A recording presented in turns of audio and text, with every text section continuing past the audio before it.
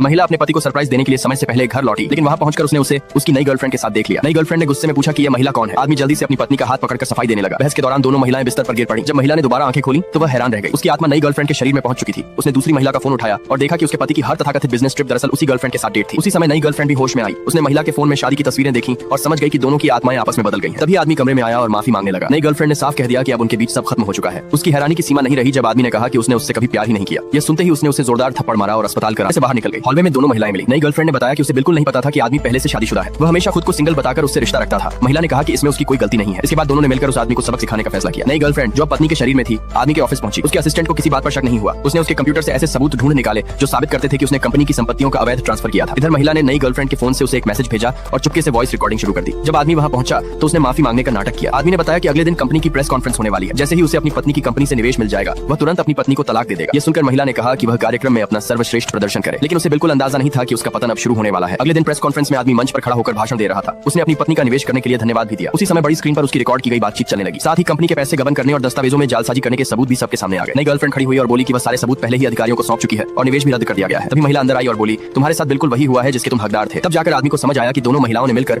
उसके खिलाफ योजना बनाई थी। कुछ ही देर बाद कानून प्रवर्तन अधिकारी उसे गिरफ्तार करके ले गए। दोनों महिलाओं ने जहरीले आदमी से छुटकारा मिलने की खुशी में अपने गिलास उठाए। जैसे ही उनके गिलास आपस में टकराए उनकी आत्माएं अपने असली शरीरों में लौट आईं। इसके बाद दोनों ने एक नई और बेहतर जिंदगी शुरू करने का फैसला किया।